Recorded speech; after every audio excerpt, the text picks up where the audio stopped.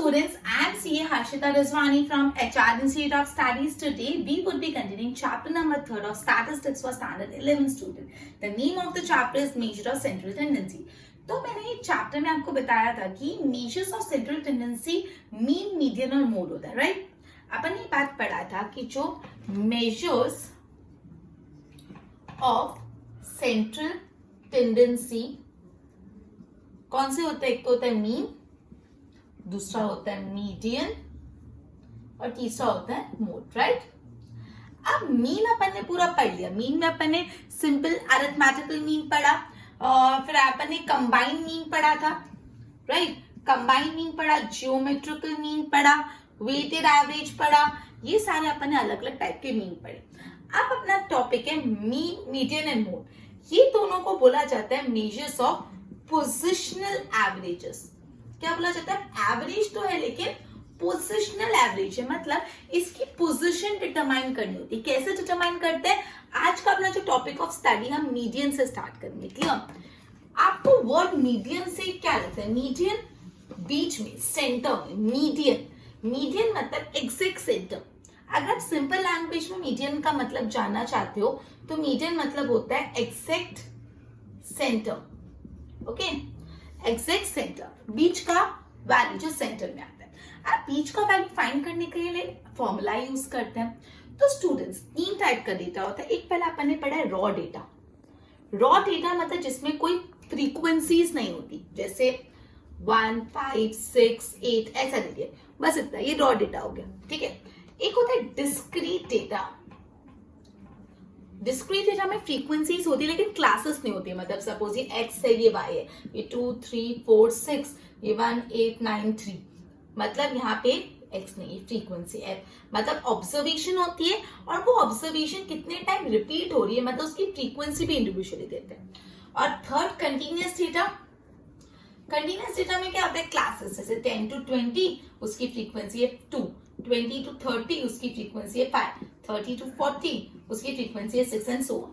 तो ये तीन टाइप का डेटा होता है. अभी तीनों के लिए अपन को अलग अलग मेथड समझना पड़ेगा. मतलब मेथड सेम ही है बट क्या क्या अपन को यूज करना है वो. तो सबसे पहले हम स्टार्ट करते हैं कि जब रॉ डेटा होता है और आपको मीडियन निकालने को बोले तो क्या करना पड़ेगा. जब रॉ डेटा होता है और आपको मीडियन निकालने को बोले तो क्या करना होगा. Is it clear? तो चलो अपन मीडियन निकालना सीख रहे हैं for raw data. Upon median निकालना सीख रहे हैं for raw data. Just a minute, हम कैलकुलेट कर रहे हैं. Just a minute. Median for raw data. Raw data मतलब क्या होता है? जिसमें फ्रीक्वेंसीज नहीं होती, ठीक है. तो उसके लिए अपन को क्या करना पड़ता है? सबसे पहले आपको निकालना है कि n कितना है, मतलब नंबर ऑफ ऑब्जर्वेशंस कितना है. उसके बाद मीडियन क्या होगा? जितने नंबर ऑफ ऑब्जर्वेशन है उसमें कर दो +1 और जो भी आंसर है उसको डिवाइड कर लो बाय 2. मतलब n+1th ऑब्जर्वेशन. n+1th ऑब्जर्वेशन मतलब ये आंसर नहीं है. मतलब n+1 डिवाइड बाय 2 करके जो आंसर है वो आंसर नहीं है, वो नंबर के ऑब्जर्वेशन मीडियन होगा. अब इसको मैं एक एग्जांपल के थ्रू समझाती हूँ तो इजी हो जाएगा. सिर्फ फॉर एग्जांपल आपका जस्ट अ मिनट, जैसे अगर मैं आप बोलो n सपोज 3 है तो अपना मीडियन कैसे निकालोगे? तो 3+1/2 ऑब्जर्वेशन. 3+1 4 होता है अपॉन 2, तो 2 1 2 2 तो टूथ ऑब्जर्वेशन. टूथ ऑब्जर्वेशन मतलब सेकेंड नंबर, टूथ नहीं मतलब सेकेंड ऑब्जर्वेशन, मतलब जो सेकेंड नंबर की ऑब्जर्वेशन है वो अपना आंसर होगा. लेकिन हमेशा से पहले ऑब्जर्वेशन को या तो असेंडिंग ऑर्डर में अरेंज करना पड़ेगा या तो डिसेंडिंग ऑर्डर में, तो ये आप उसको निकाल सकते हो. और जब भी आपको मीडियन निकालना और आपका डेटा रॉ है तो n+1/2 ऑब्जर्वेशन. अब इसको सम के थ्रू करते हुए इलस्ट्रेशन नंबर 17 तो ज्यादा क्लियर होगा. हम स्टार्ट कर रहे हैं इलस्ट्रेशन नंबर 17.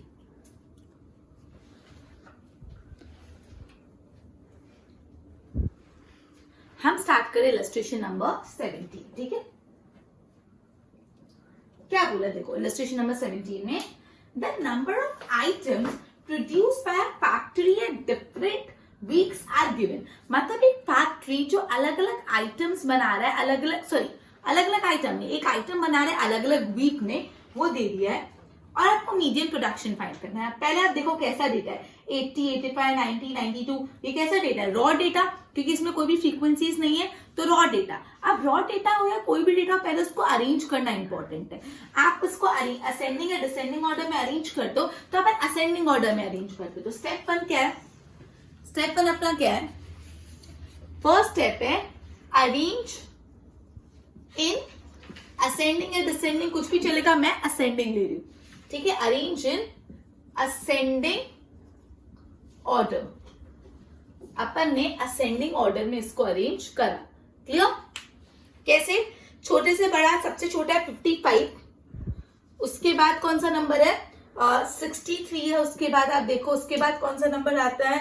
आई थिंक 68 है, फिर 72, फिर 80, 85, 90 और 92। कुछ नहीं किया, जो आपका डेटा दे दिया उसको सिर्फ और सिर्फ असेंडिंग ऑर्डर में अरेंज किया। अब देखो नंबर ऑफ डेटा कितना है, एन कितना है? 1 2 3 4 5 6 7 8 9, 1 2 3 4 5 6 7 8 है, सॉरी है, नहीं 9 है, 9, 1 2 3 4 5 6 7 8 9, ओके, तो 9, 55, 63, 68, 72, 80, 85, 90 and 92, 1 2 3 4 5 6 7 8 9, राइट। 9 ऑब्जर्वेशन है।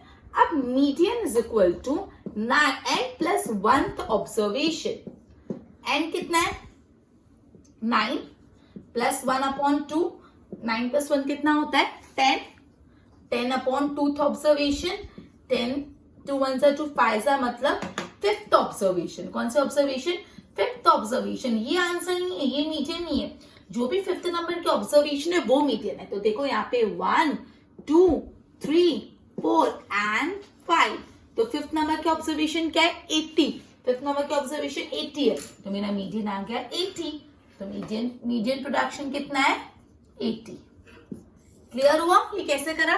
संस्कृत रुकार तो इजी पड़ा। सबसे पहले मैंने डेटा को असेंडिंग ऑर्डर में अरेंज किया, फिर नंबर ऑफ ऑब्जर्वेशन देखे, 10 plus 1 upon 2, that is 5th observation, और ऊपर से 5th ऑब्जर्वेशन कौन सी थी वो देख ली, राइट। अब अपन कर रहे हैं illustration number 80 on same grounds. Let's see the daily profit of the hawker. Hawker आपको पता है जो यूजुअली वो लारी लेके इधर उधर घूमते हैं, जो इधर उधर घूम के चीजें बेचते हैं या कुछ करते हैं। सो हॉकर का दिन का प्रॉफिट दे दिया है फॉर लास्ट 10 डेज, मतलब लास्ट 10 दिन में हॉकर ने हर दिन कितना प्रॉफिट करा वो दे दिया है। अपन को क्या फाइंड करना? Median profit. अपन को मीडियन प्रॉफिट फाइंड करना है। मतलब पहले दिन से फॉर एग्जाम्पल 261.5 रुपए मिला, फिर 257 रुपीज मिल गया नेक्स्ट डे, फिर 258.5 रुपए मिले, फिर 260 मिले, फिर 265 रुपए मिले, फिर 249 रुपीज मिले, फिर 255.5, 262.5, 264 एंड 267। अब सबसे पहले अपन को क्या करना है? We need to arrange this observation. ये तो अपना क्वेश्चन है, अपन को उसके बाद ऑब्जर्वेशन को अरेंज करने का इन असेंडिंग ऑर्डर। ये स्टेप तो सबसे मस्ट है, भूल से भी असेंडिंग ऑर्डर में करे बिना अगर सॉल्व किया ना तो पूरा आंसर रॉन्ग हो जाएगा। तो step 1 arranging observation in ascending order. छोटे से बड़े में अरेंज करेंगे इन असेंडिंग ऑर्डर, तो सबसे छोटा है 249, 255.5, कुछ नहीं, आपको खाली असेंडिंग में अरेंज करना है जो अपन बचपन से कर रहे हैं। 258.5, 260, after that 261.5, 262.5, 264, 265 and 267, right? अब आप देखो n कितना है, नंबर ऑफ ऑब्जर्वेशन कितना है? 1 2 3 4 5 6 7 8 9 and 10, तो नंबर ऑफ ऑब्जर्वेशन है 10। अपना मीडियन क्या होता है? n plus 1 upon 2th observation. तो n कितना है? 10 plus 1 upon 2th observation. 10 plus 1 कितना होता है? 11 अपॉन 2th ऑब्जर्वेशन। 11 अपॉन 2 कितना होगा? 5.5। अब यहाँ पे 5.5 ऑब्जर्वेशन। अब ये थोड़ा कंफ्यूजिंग हो गया, 5.5 ऑब्जर्वेशन कौन सी होगी? तो ये कैसे सॉल्व करते हैं आगे कराती हूँ, देखो।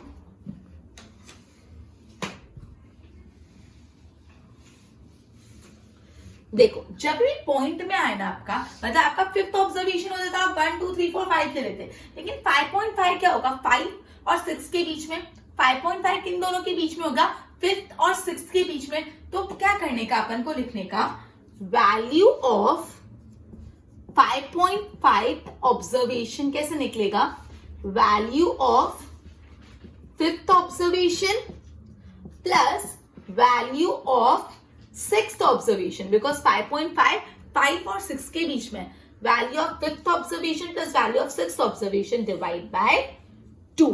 क्लियर।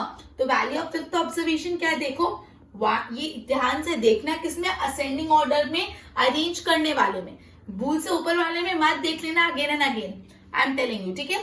तो ये हो गया 1 2 3 4 एंड 5। तो फिफ्थ ऑब्जर्वेशन की वैल्यू 260 है, प्लस सिक्स्थ ऑब्जर्वेशन उसके जस्ट बाद वाला 261.5 डिवाइड बाय 2।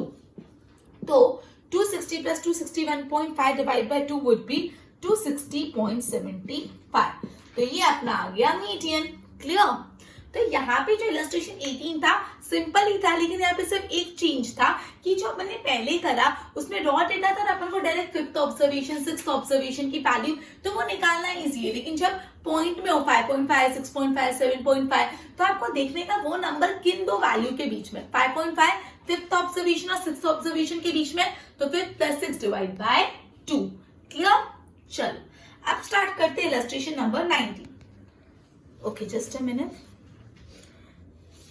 इलस्ट्रेशन नंबर 19 बहुत ही सिंपल है। इलस्ट्रेशन 19 बहुत एक्सट्रीम सिंपल है, तो वो मैं नहीं करा रही। इलस्ट्रेशन 19 होमवर्क में करना है। मैं इलस्ट्रेशन नंबर 20 से स्टार्ट करती हूँ। इलस्ट्रेशन नंबर 19 होमवर्क में करना है, 17 18 मैंने करा है, ठीक है। अब ये दो अपन ने क्या करे, जब डेटा है रॉ डेटा। अब जब डेटा डिस्क्रीट डेटा हो तो कैसे निकालते हैं, जब डेटा डिस्क्रीट डेटा है तो कैसे निकालते हैं, मतलब अपना डेटा डिस्क्रीट डेटा है। डिस्क्रीट डेटा में भी n+1/2 ऑब्जर्वेशन ही होता है स्टूडेंट्स। डिस्क्रीट डेटा में भी n+1/2 ऑब्जर्वेशन ही होता है फॉर्मूला। अब कैसे निकालते हो मैं सम के थ्रू ही समझाती हूँ। रॉ डेटा में भी जब रॉ डेटा तो भी n+1/2, डिस्क्रीट में भी n+1/2, लेकिन जब कंटिन्यूअस करेंगे तो सिर्फ n/2 होता है। ये डिफरेंस याद रखना। डिस्क्रीट डेटा में भी n+1/2, रॉ डेटा में भी n+1/2। तो अभी तो अपन डिस्क्रीट डेटा देखते हैं n+1/2। चलो इलस्ट्रेशन नंबर 20 करते हैं। इसमें ना फ्रीक्वेंसीज भी आ गई है, तो थोड़ा ध्यान देना। यहाँ पे फ्रीक्वेंसी भी पिक्चर में आ गई, तो कैसे निकालते देखो। रॉ डेटा में तो फ्रीक्वेंसीज नहीं थी। The following table show the record of absent student of a class during a month। मतलब महीने में कितने बच्चे एब्सेंट है, आपको क्या फाइंड करना है, median of number of absent student पर स्टूडेंट, एब्सेंट डेज पर स्टूडेंट, मतलब आपको मीडियन फाइंड करना। तो चलो लेट अस सी कि x क्या है। x है number of absent days of student, मतलब बच्चा कितने दिन एब्सेंट रहा है। सो एब्सेंट डेज लिख देती हूँ मैं खाली यहाँ पे, एब्सेंट डेज जो है अपना x, और दूसरा है नंबर ऑफ स्टूडेंट जो है y, मतलब एब्सेंट डेज है 0, तो एक भी दिन किसी बच्चे ने छुट्टी नहीं ली। ऐसे कितने बच्चे, सिर्फ और सिर्फ एक दिन छुट्टी लेने वाले हैं 12 बच्चे, सॉरी गलत है, एक भी दिन छुट्टी नहीं ली वैसे 8 है, एक दिन छुट्टी ली वैसे 12 है, 2 दिन 3 दिन 4 दिन 5 दिन तक का आपको दे दे कि महीने में 5 दिन छुट्टी वाला। तो 2 दिन वाले हैं 1 दिन वाले 12, 2 दिन वाले 18, फिर 9, फिर 5 और 1। अपन को फाइंड करना है मीडियन, अपन को इसका फाइंड करना है मीडियन। तो चलो मीडियन कैसे निकालते हैं। सबसे पहले आपको क्या करने का, n। अब यहाँ पे जो फ्रीक्वेंसीज होती है तो n अपन ऐसे नहीं निकाल सकते 1 2 3 4 5 6, मैंने लिख दिया 6n, तो पूरा का पूरा हो जाएगा गलत। जब आपको फ्रीक्वेंसीज दी हुई हो तो n क्या होता है, n होता है total of frequencies. Total of frequencies क्या, तो अपन इसको बोल सकते हैं सम ऑफ फ्रीक्वेंसी। सम मतलब सिग्मा, फ्रीक्वेंसी मतलब f, मतलब तब n होता है सिग्मा f। जब फ्रीक्वेंसीज भी दी हुई हो तो n क्या होता है, फ्रीक्वेंसीज का सम। ठीक है, तो अपन फ्रीक्वेंसीज का सम निकाल दें। सिग्मा f कितना है, सिग्मा एफ प्लस कर देना है आपको, ये सारी फ्रीक्वेंसी को फटफट प्लस कर दो तो आएगा 53। तो मेरा एन आ गया 53, मतलब सिग्मा एफ बोलो या एन बोलो, वो हो गया 53। अब अपन को क्या करना है, n प्लस 1/2 ऑब्जर्वेशन। स्टूडेंट एक चीज में यहाँ पे थोड़ा भूल गई, मैं इसको थोड़ा रब कर रही हूँ, जो एक बहुत इंपॉर्टेंट चीज मैं भूल गई। जब भी फ्रीक्वेंसीज होती है ना और अपन को मीडियन निकालना है तो आपको सबसे पहले यहाँ पे फाइंड करना होता है क्यूमुलेटिव फ्रीक्वेंसी। ये बहुत इंपॉर्टेंट चीज जो स्किप हो गया। जब भी आपको फ्रीक्वेंसीज दी रही हो और आपको मीडियन निकालना है तो क्यूमुलेटिव फ्रीक्वेंसी फाइंड करोगे। कैसे? एक तो 80 रहेगा। अब नेक्स्ट में रहेंगे 12 है, लेकिन उसके साथ ऊपर वाला भी ऐड करो, 12 प्लस 8 कर दो, 12 प्लस 8 20। अब 18 है, 18 में 12 भी ऐड करो, 8 भी ऐड करो, तब देखो क्या है, 12 और 8 तो यहाँ पे आपने 20 लिखा ही है, तो डायरेक्ट 18 ऐड कर लो, मतलब इन शॉर्ट क्या कर लो, 18 प्लस 20। 18 प्लस 20 कैसे, 20 प्लस 10 30, 30 प्लस 8 38, तो हो जाएगा 38। अब नेक्स्ट में क्या करो, जस्ट अ मिनट, हाँ अब नेक्स्ट में क्या करो, 9 है, 9 में ऊपर वाला सारा ऐड करना है, ऊपर वाला सारा तो यहाँ पे ऑलरेडी एडेड है, तो 38 के साथ प्लस क्या कर दो 9, 38 प्लस 10 48 और 9 से तो 1 माइनस कर लो 47, तो आ गया 47। अब क्या करो, यहाँ पे 5 ऐड कर लो, 47 50 52, तो हो गया 52, ये 52 हो गया, उसके बाद प्लस 1 दैट इज 53। ये जो लास्ट में आता है ना और जो फ्रीक्वेंसी इसका टोटली सेम होना चाहिए, अगर ये सेम नहीं हो तो आपका क्यूमुलेटिव फ्रीक्वेंसी में कुछ लोचा है। क्यूमुलेटिव फ्रीक्वेंसी मतलब क्या, सिंपल पहला का जो है वैसा का वैसा लिख दो। क्यूमुलेटिव मतलब क्या, पहले वाले को भी लेके आगे बढ़ो। क्यूमुलेटिव मतलब पीछे वाले को लेके साथ में आगे बढ़ो, ठीक है। ओके, तो यहाँ पे पहला तो 80 आएगा, सेकंड में क्या होगा 12 प्लस 8 दैट इज 20, थर्ड वाले में 18 प्लस 12 प्लस 8 दैट इज 38, फिर 9 plus 18 plus 12 plus 8 that is 47, फिर 5 plus 9 plus 18 plus 12 plus 8 that is 52, और 1 plus 5 plus 9 plus 18 plus 12 plus 8 that is 53।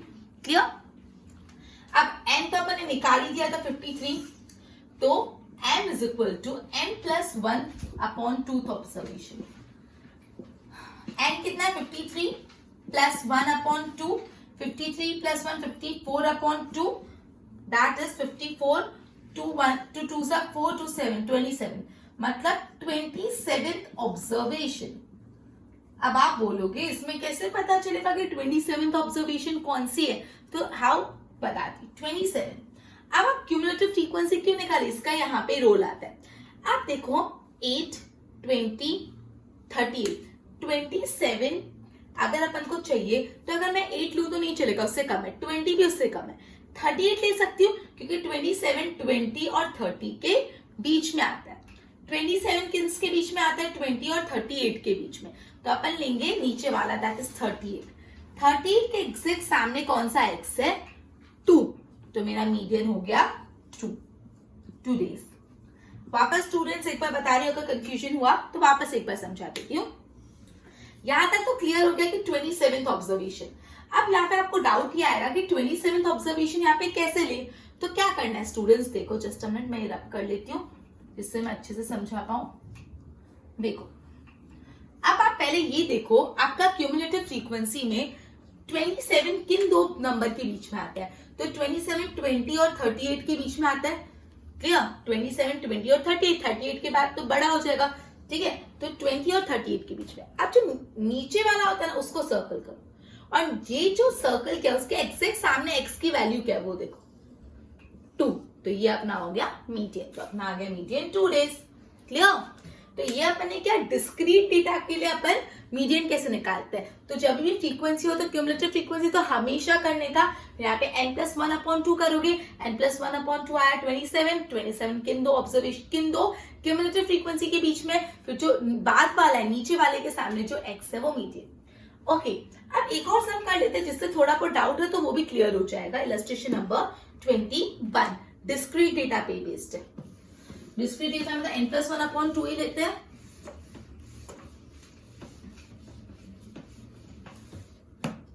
Okay, discrete data, illustration number 21। Find the time required. The time required for typing a report by different typists given in the following data. Find median of typing. अपन को median typing find करना है, तो time for typing, time in minutes से उसको मैं x लिख रही हूँ, और दूसरा क्या है, number of typist, number of typist जो है फ्रीक्वेंसी। मतलब 10 मिनट में टाइप कर देने वाले 11 टाइपिस्ट हैं, सॉरी 10 मिनट में टाइप करने वाले 5 टाइपिस्ट हैं, 11 मिनट में टाइप करने वाले 7 टाइपिस्ट हैं, फिर है 12, 13 और 14, क्लियर। और उसके सामने फ्रीक्वेंसी है 8, 15 और 5। अब मैंने आपको बोला कि जब भी आपको ये डिस्क्रीट डेटा फ्रीक्वेंसी, तो सबसे पहले स्टेप क्या करो, फ्रीक्वेंसी का टोटल कर लो, बिना कुछ सोचे समझे डायरेक्ट पहले तो फ्रीक्वेंसीज का टोटल कर लो। फ्रीक्वेंसीज का टोटल आ रहा है 40, मतलब मेरा n हो गया 40। उसके बाद स्टेप 2 सिंपल क्यूमुलेटिव फ्रीक्वेंसी निकालो। इतना तो बिना दिमाग लगाए ऑटोमेटिकली हो जाएगा। तो देखो सबसे पहले तो 5 का 5 ही रहेगा, उसके बाद अपन 5 में क्या ऐड कर लेंगे, 7, ओके। अपन 5 में 7 ऐड कर लेंगे तो 12 आ जाएगा। अब 12 में क्या ऐड कर लेंगे, 8, 12 प्लस 8 कितना होता है 20। अभी 20 में क्या ऐड कर लेंगे, इसके नीचे वाला 15, 15 प्लस 20 30, 35, 35 है, 35 में क्या ऐड कर लेंगे 5, 40। तो देखो ये 40 ये 40 मिल गया, ये दोनों मिलेगा ना तो ये आपका क्यूमुलेटिव फ्रीक्वेंसी सही है, अगर नहीं मिला तो आपने कुछ रॉन्ग किया है। नेक्स्ट स्टेप अपन को क्या करना है, m is equal to n plus 1 upon tooth observation. n plus 1, n कितना है 40 plus 1 upon tooth observation. 40 plus 1 कितना होता है 41 upon tooth observation, 41, right, just a minute, हाँ ओके। तो 20.5 ऑब्जर्वेशन, 20.5 ऑब्जर्वेशन। अब यहाँ पे वापस प्रॉब्लम 20.5 पॉइंट में आ गया, तो 20.5 किसके बीच में, अगर अपन को फाइंड करना है वैल्यू ऑफ 20.5 ऑब्जर्वेशन, तो पॉइंट में है तो क्या करने का आपको, 20.5 20 और 21 के बीच में आता है, सो आप लिखोगे value of 20th observation plus value of 21st observation divide by 2। जो अपन इसके पहले रॉ डेटा में भी तो किया था, रॉ डेटा में भी जब पॉइंट में आता था तो दोनों किसके नंबर के बीच में, कौन से दो नंबर के बीच में वो करते हैं। तो value of 20th observation, 20th observation, अब देखो 20 तो यहाँ पे क्लियर दिया हुआ है, 20 तो क्लियर है, आपको देखना ही नहीं किसके बीच में है, क्लियर 20 तो क्लियर है। तो 20 के एग्जैक्ट सामने क्या है 12, तो 12 plus value of 21st observation. अब 21 कौन से दो क्यूमुलेटिव फ्रीक्वेंसी के बीच में आता है, 21 20 और 35 के बीच में आता है। 21 जो है वो 20 और 35 के बीच में आता है। सो अपन को नीचे वाला देखने का है, नीचे वाला 35। अब 35 के एग्जैक्ट सामने कौन सा एक्स है 13, तो 12 प्लस 13 अपॉन 2, 12 प्लस 13 है अपॉन 2 आ जाएगा 12.5। तो मेरा मीडियन कितना हो गया 12.5। तो ये जो इलस्ट्रेशन 21 था उसमें अपन ने मीडियन ही फाइंड किया, लेकिन अपन ने क्या किया, इसमें डिस्क्रीट डेटा था, यहाँ पे जो अपन ने करा था अपना 20.5 है। अब गलती पता है बच्चे क्या करते हैं, डायरेक्ट देखते हैं 20.5 किन दोनों के बीच में आता है, तो देखा 20 और 35 के, तो आंसर 13, पूरा रॉन्ग, नहीं चलेगा। अगर एक पॉइंट में आया तो आप अगर 20.5 है तो वो 20th ऑब्जर्वेशन और 21st ऑब्जर्वेशन डिवाइड बाय 2, फिर पहले 20 का फाइंड करो, फिर 21 का, फिर डिवाइड बाय 2 और फिर आंसर, क्लियर। तो मतलब अपन ने रॉ डेटा का देखा, अपन ने डिस्क्रीट डेटा का भी देखा। अब थर्ड पार्ट भी एक बार स्टार्ट कर लेती हूँ, कंटिन्यूअस डेटा का क्या होता है, मतलब जब रॉ डेटा होता है तब कैसे मीडियन फाइंड करते हैं, जब डिस्क्रीट डेटा होता है तो कैसे मीडियन फाइंड करते हैं, जब कंटिन्यूअस डेटा होता है तो मीडियन कैसे फाइंड करते हैं, right. Let us begin with illustration number 22। Just a minute. अब अपन देख रहे हैं कि मीडियन कैसे फाइंड करेंगे फॉर कंटिन्यूअस फ्रीक्वेंसी डिस्ट्रीब्यूशन। हम मीडियन कैसे फाइंड करेंगे फॉर कंटिन्यूअस फ्रीक्वेंसी डिस्ट्रीब्यूशन। तो देखो अब सबसे बड़ा और पहला चेंज है कि यहाँ पे n+1 अपॉन टूथ ऑब्जर्वेशन नहीं होता है, तो क्या होता है, यहाँ पे होता है n अपॉन टूथ ऑब्जर्वेशन। ये सबसे बड़ा डिफरेंस है। अब यूजुअली क्या होता है, यहाँ पे आपको बहुत क्लियर समझाएगा, लेकिन धीरे धीरे आप भूल जाते हो, तो आप क्या करते हो, कंटिन्यूअस में भी n+1 और उसमें भी n+1 या उल्टा कर देते हो, तो आंसर रॉन्ग हो जाएगा। हमेशा याद रखना सिर्फ कंटिन्यूअस डेटा में n+2 n divide by 2 directly होता है, बाकी हर डेटा में n+1 अपॉन 2 ही होता है, क्लियर। तो सबसे पहला चेंज ये। उसके बाद है ना चलो मैं सम करते करते ही समझा देती हूँ, मेन ये चीज ध्यान रखना। चलो अब सम इलस्ट्रेशन नंबर 22 करते करते इसके लॉजिक्स और कंसेप्ट क्लियर करती हूँ। Illustration number 22. The number of check deposited in a bank per day has a following frequency distribution. देखो x लिख देती हूँ, 0 to 39, 40 to 49, sorry 40 to 79 है, 80 to 119, 122, 159, 160 to 199. फ्रीक्वेंसीज है 2, 14, 23, 7 एंड 4. क्लियर? अब मैं क्या करूं, देखो आपको डेटा है ना, इंक्लूसिव डेटा है, 0 से 39, मतलब 39 इसमें इंक्लूडेड है, 40 से 79, 79 इसमें इंक्लूडेड है, तो ये डेटा को इंक्लूसिव से एक्सक्लूसिव कर लेते हैं। अब वो मैं डायरेक्टली यहाँ पे कर देती हूँ एक्सक्लूसिव, क्योंकि वो अपन ऑलरेडी सेकंड चैप्टर में बहुत डिटेल में पढ़ चुके, तो let's not waste time over here. चलिए काम करते हैं, मैं एक्सक्लूसिव करती नहीं, डायरेक्ट सम में देखते हैं। अब जब भी फ्रीक्वेंसीज हो तो सबसे पहले क्या कर लो, फ्रीक्वेंसीज का टोटल कर लो। ओके, तो अपनी सारी फ्रीक्वेंसीज का टोटल है 50। उसके बाद क्या कर लो, फ्रीक्वेंसी के टोटल के बाद हमेशा क्यूमुलेटिव फ्रीक्वेंसी निकालो 2। ठीक है, 2 में क्या ऐड करेंगे, 14, 14 प्लस 2 16। क्लियर? उसके बाद अपन 16 में ऐड करेंगे 23, 23 प्लस 16 39, 39 में तुमको ऐड करना है 7, दैट इज 46। ठीक है, और 46 में ऐड कर देना है 4, दैट इज 50। देखो ये और ये सेम आ गया, तो आपका क्यूमुलेटिव फ्रीक्वेंसी राइट है। अगर ये और ये सेम नहीं आया, मतलब n और जो लास्ट क्यूमुलेटिव फ्रीक्वेंसी वो सेम नहीं है, मतलब कुछ प्रॉब्लम है। अब अपन फाइंड करते हैं, ध्यान यहाँ पे पूरा, median is equal to n upon tooth observation. n कितना है 50, तो 50 अपॉन टूथ ऑब्जर्वेशन, 50 अपॉन 2 कितना होता है 25, तो 25th ऑब्जर्वेशन। अब आया ट्विस्ट, 25th ऑब्जर्वेशन, चलो अगर मैं वही मेथड से करूं तो 25th किसके बीच में आता है, 25 जो है 16 और 39 के बीच में आता है।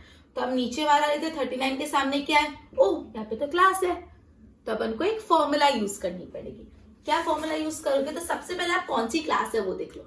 ये जो अभी अपन ने करा वो सही था, 25th ऑब्जर्वेशन, 25 किसके बीच में आता है, 16 और 39 के बीच में। 16 और 39 के बीच में अगर अपन को नीचे वाला लेने होता है, मतलब बाद वाला 16 और 39 के बीच में आता है, तो 39 के सामने कौन सी क्लास है, 80 to 119। अब यहाँ पे अपन को 3-4 चीजें चाहिए होगी। एक तो L चाहिए होगा, lower limit of the class, ये 80 है लेकिन ये लोअर लिमिट नहीं है, बिकॉज ये इंक्लूसिव डेटा है। अपन को एक्सक्लूसिव डेटा चाहिए, तो 80 में से 0.5 माइनस करो, अपन करते हैं ना, तो 79.5। तो ये मैंने डायरेक्टली कर दिया, ये अपन ने ऑलरेडी चैप्टर 2 में करा है, तो मेरा जो L है वो 79.5 आ गया। फिर अपन को चाहिए क्यूमुलेटिव फ्रीक्वेंसी। अब देखो क्यूमुलेटिव फ्रीक्वेंसी अपन कैसे निकालेंगे, अपने कहा पे थे कि 39 यहाँ पे, मतलब 16 और 39 के बीच में ये वाला क्लास है, अपन ने लिया, मतलब 80 to 119। क्यूमुलेटिव फ्रीक्वेंसी में ये नहीं लेने का, इसके ऊपर वाली लेने का। ये सब बातें बहुत अटेंटिव रहना, अभी तो समझ आ जाएगा, फिर रॉन्ग ही करोगे। जो क्लास है उसके ऊपर वाली क्यूमुलेटिव फ्रीक्वेंसी, 80 to 119 अपनी क्लास है, उसके ऊपर वाली फ्रीक्वेंसी क्या है 16, तो क्यूमुलेटिव फ्रीक्वेंसी लोगे 16। उसके बाद लोगे फ्रीक्वेंसी, फ्रीक्वेंसी कौन सी, frequency simple frequency. Simple frequency अपने क्लास की लो, 80 to 119 की फ्रीक्वेंसी क्या है 23, तो अपनी सिंपल फ्रीक्वेंसी 23, और क्लास लेंथ 40-40 का गैप है तो 40। अब median is equal to formula है lower boundary point plus n upon 2 minus cumulative frequency upon f multiply by c। ये फॉर्मूला याद रखना है, L plus n upon 2 minus cumulative frequency divide by frequency multiply by c। तो देखो L क्या निकाला था अपन ने 79.5 प्लस n अपॉन 2 तो अपन ने निकाला ना 25, तो 25 माइनस क्यूमुलेटिव फ्रीक्वेंसी क्या थी 16, फ्रीक्वेंसी क्या निकाली अपन ने 23, पहले निकाल के रख दो, multiply by c that is 40। 79.5 plus 25 में से 16 गया, 5 6 7 8 9 बचा, 9 upon 23 multiply by 40। 79.5 plus 9 multiply by 40 कर लो, तो 9 4 36, 0 360 अपॉन 23। अब 79.5 360 डिवाइड बाय 23 होता है 15.6522 15.6522। अब 79.5 प्लस 15.6522 होता है 95.1522। Round figure is 95.15। तो ये मेरा आ गया मीडियन। क्लियर? देखो मैंने आपको क्या करवाया, मैंने इलस्ट्रेशन 22 में कंटिन्यूस फ्रीक्वेंसी डेटा होता है तब मीडियन कैसे निकालते हैं। तो जब भी फ्रीक्वेंसीज हो पहले फ्रीक्वेंसीज का टोटल कर लो जो अपन ने किया, फिर क्यूमुलेटिव फ्रीक्वेंसी निकालो, क्यूमुलेटिव फ्रीक्वेंसी सही निकालिए कि नहीं, उसका ट्रिक क्या है, जो फ्रीक्वेंसी का टोटल है और जो लास्ट क्यूमुलेटिव फ्रीक्वेंसी सेम होनी चाहिए। अब अपन मीडियन n/2 करते हैं, मैंने बोला कंटिन्यूस में n/2 होता है 25th ऑब्जर्वेशन। अब 25th ऑब्जर्वेशन किसके बीच में आता है, 16 और 39 के। तो जो नीचे वाला होता है उसकी क्लास लो 80 to 8119, उसका लोअर बाउंड्री पॉइंट लो 79.5, 80 नहीं चलेगा क्योंकि ये क्लास इंक्लूसिव है, अपन को एक्सक्लूसिव का लेना है। उसके बाद अपन को फाइंड करना है क्यूमुलेटिव फ्रीक्वेंसी। क्यूमुलेटिव फ्रीक्वेंसी क्या होता है, जो क्लास आपने सिलेक्ट की उसके ऊपर वाली फ्रीक्वेंसी, मतलब 16। फिर फ्रीक्वेंसी तो सिंपल, जो आपकी क्लास है उसकी सिंपल फ्रीक्वेंसी 23 और क्लास 40। फिर एक फॉर्मूला आपको लर्न करनी है, फॉर्मूला में डाला मीडियन आ गया। ठीक है, ओके। तो अपन ने आज मीडियन में रॉ डेटा के लिए मीडियन कैसे फाइंड कर ले, डिस्क्रीट डेटा के लिए कैसे फाइंड करते हैं और कंटिन्यूस डेटा के लिए कैसे फाइंड करते स्टार्ट किया। ओके, तो in short, just a minute,